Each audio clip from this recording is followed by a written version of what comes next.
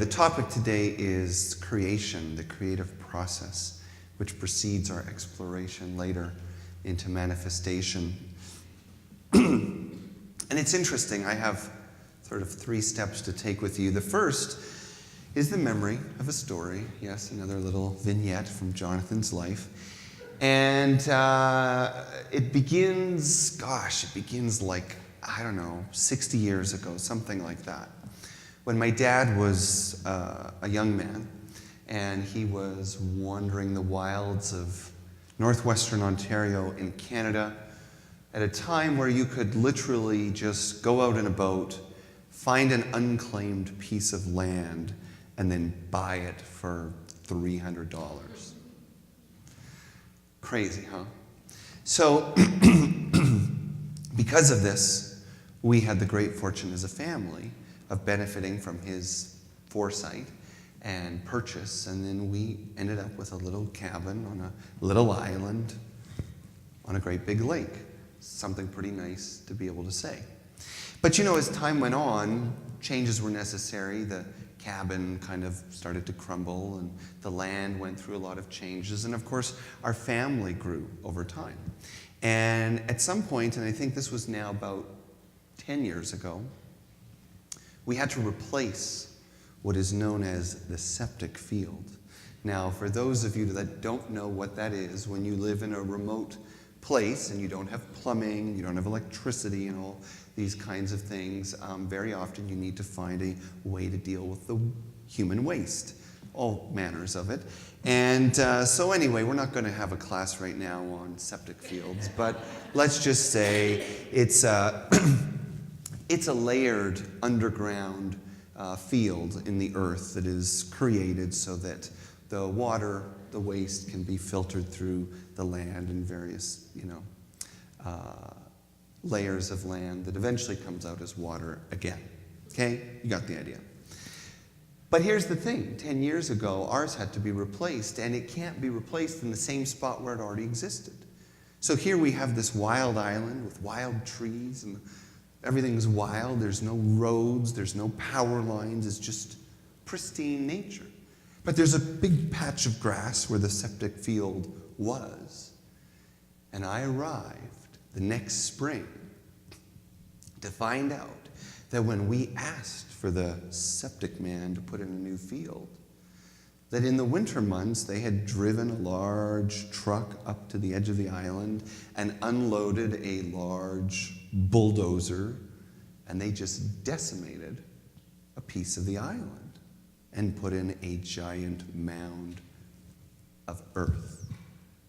And when I got out, and this sounds, like real first world problems, my island was decimated. But the story is that this was a place of nature that had become home. And this was a place of nature where my heart grew. This was a place of nature, like many of you have places of nature, that held the story of my life. And so even though this was a natural choice and consequence that our family had to go through, to arrive and find trees that had become friends and places that had become resting spots and hideaways for children was now just a mound of earth and sand. And I walked and I cried because I couldn't believe what we had done and what we had allowed. So we talked about it over dinner that night, and of course we all felt the same way. What a horrible, horrible thing to have to do. And of course the question follows, septic fields, decimation, where are we going with this? What does this have to do with creation? But the story comes to mind because despite the despair of this situation, something very interesting happened, right? Which is, by the end of that same summer, life was already returning to this pile of rubble. There was already grass. There were already flowers. There were already creatures finding homes. I mean, millions of insects, of course, but squirrels and burrowing creatures. And by the next spring, there were already trees on the periphery. In fact, Life was returning so fast, we had to start grooming some of it back, because part of your field has to be open, a field of grass. In fact, over the last 10 years, what we have seen is that decimation means nothing to nature. It means a lot to us. We mourn our stories, our memories, our attachments, the way we want things to be, the way things should be. And we need to be careful because in our lives and in our world, we make choices that decimate the things we love. We lose things that are precious by choice, conscious or unconscious. But then, unlike nature, we get stuck, we get overwhelmed, we fret, we feel paralyzed, we feel at a loss. But nature just keeps going. It sounds funny to say it, but nature is really opportunistic. Wherever it can exist, it will exist. A crack in the sidewalk, right? A broken piece of asphalt. Birds in the middle of downtown. Coyotes, right? Wandering the arroyos of Denver. Nature doesn't stop. The creative process is in motion and it surrenders to it and it simply trusts. And it continues to unfold and it continues to unfold. And you know what? It tries stuff and it doesn't always work. Right? Some of the plants that came to that field grew for a year or two, and then they just couldn't make it. And I don't know that Mother Nature mourned. They were just replaced by things that were more appropriate. Right? Nature tries things out. If they work, they thrive. If they don't, they pass and make way for something else to come. And we see this in the cycles of creatures, animals. We even see it in the very geological formation of our planet. We don't think in such huge spaces of time, but where there is once an ocean, then there is a canyon, right? Where there is once a mountain, one day, a level plain. When you look with that vast, vast natural perspective. What does that have to do with our creation? Well, I think we could probably be a lot more like nature. I think we have a lot to learn from the natural process, the first expression of the divine. And I think about a time in my life where I went through a lot of setback and a lot of confusion. And I set on two paths at the same time, you might say. Or one path with two minds. So as I experienced a lot moving out in my life, a marriage, a job, in fact, some of you have heard the story, a job that I gave up kind of everything that I had for, so that not only did the job go, but kind of everything I gave up was clearly not coming back with it. And I sat in this moment of arguable desolation, and I thought, well, I have to do something about this, right? So like nature, I have to start planting some seeds and asking questions, making plans, how to survive, what's next. But in the same moment, there was another process happening, which I'm going to tell you was absolutely the more important process. And that was the process of listening, paying attention, being patient, and keeping my heart open, especially in the moments where it seemed most unreasonable. Because the creative process thrives most in the fertile soil, in the open space, in the lessons, the richness of the past losses, and not so much in the frenetic grasping of something new. So interestingly, in all the frenetic searching and planning and calculating that I did, very little came. But in the opening and in the waiting, in the passage of time, and it took time, years even. But eventually, things started to appear that I never could have imagined. Friendships more rich than I ever could have imagined. A new family, a new life, a new marriage, more amazing than I could have asked for. A new relationship with my child, more profound and joyful than I ever thought of. A new appreciation of life, of work, of natural gifts and simple things. And then opportunities came in that place. Things I couldn't have made or forced. And some of those brought me here today.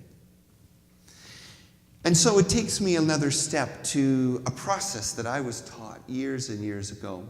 And thank God, because I've used it. And I've used it, and I've used it. And it is a process to take the lessons of the natural world and the spiritual world and apply them to all the choices and changes and opportunities of our life.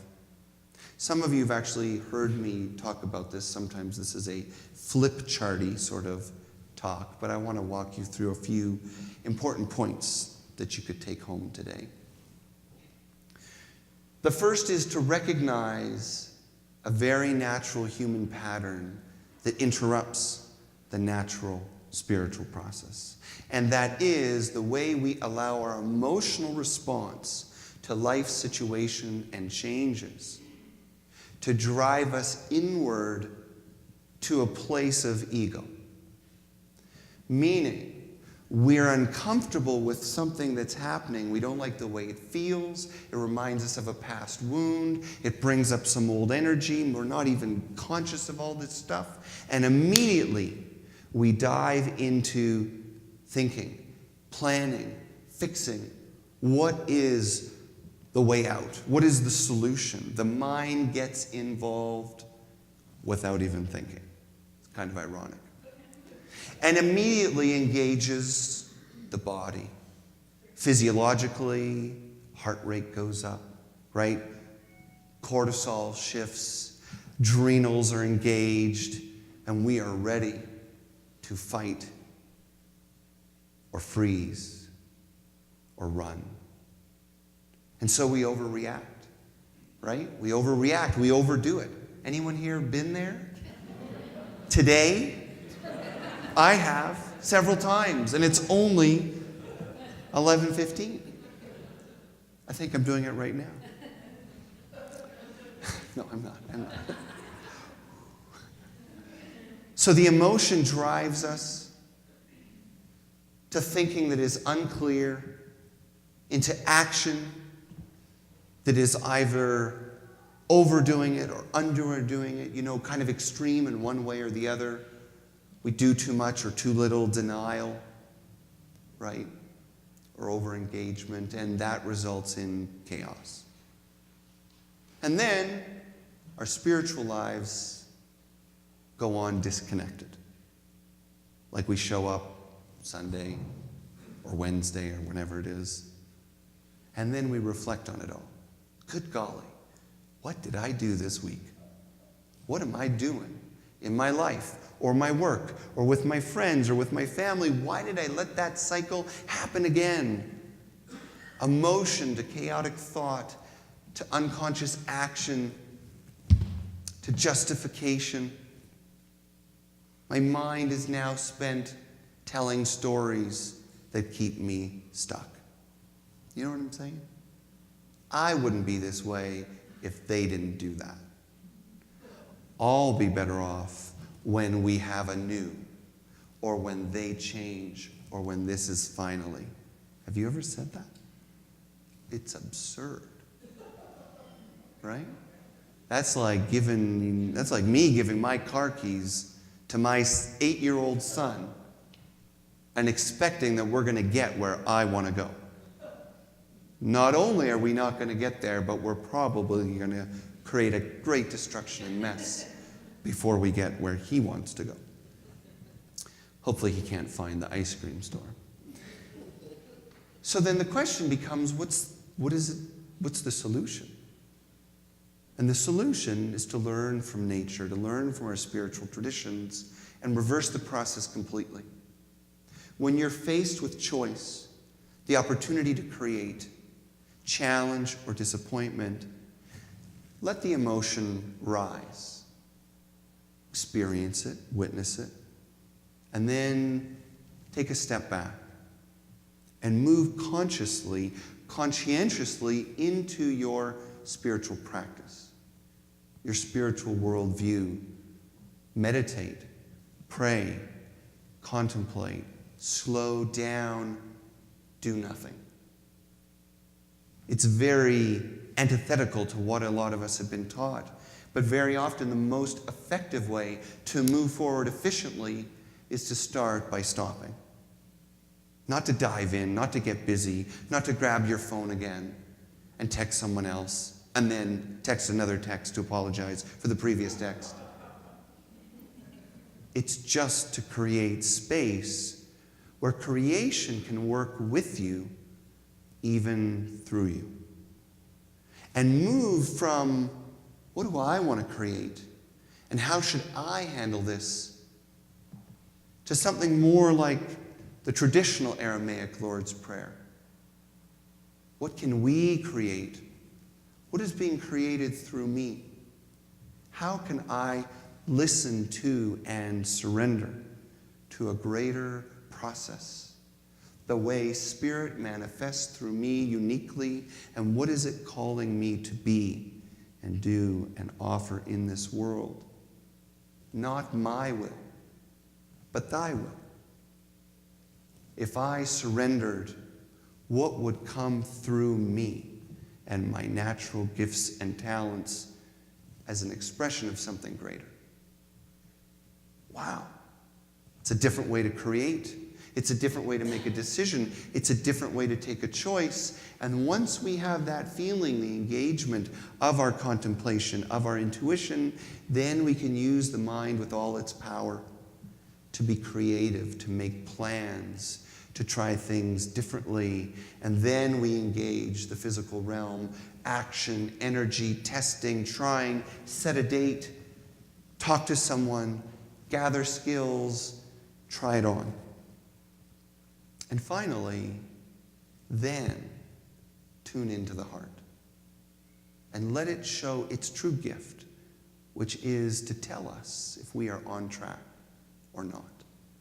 Let us tap into its evaluative power to give us the feedback. Are we resonating with the love of the universe? That's the heart's greatest gift. And if the answer is no, it's okay. You did your best. Take a breath. Return to the spiritual process. Find your inspiration. Connect with the intuition. Make the plan. Take action. Try it again. And you will find that just like the natural world, you too will experience that there is a cycle, a wisdom, and an energy unfolding through you. So hopefully, you got that. You can practice that. I'm going to ask you to close your eyes as we finish this with just a little reflection. So let's think of something in our life that is challenging us and raising emotion, an opportunity for change, a person, place, or thing that upsets us, a decision we need to make that we feel unclear and confused about. Let's take a moment and just feel the way we allow ourselves to react, where that gets us, walk through the memory.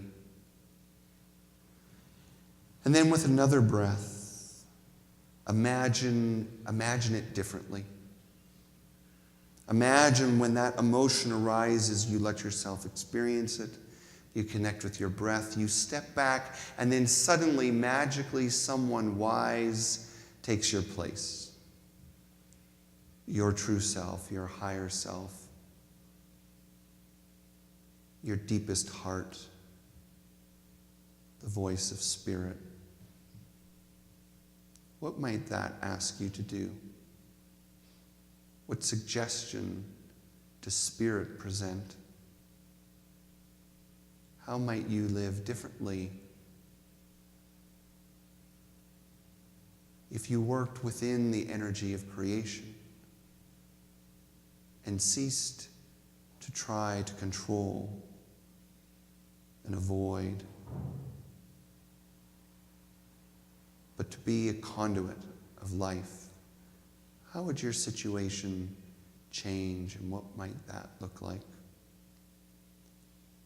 Give yourself a moment to breathe in that vision of what's possible and continue to hold your mind open. Not just for this, but for each moment of your life and for all days ahead.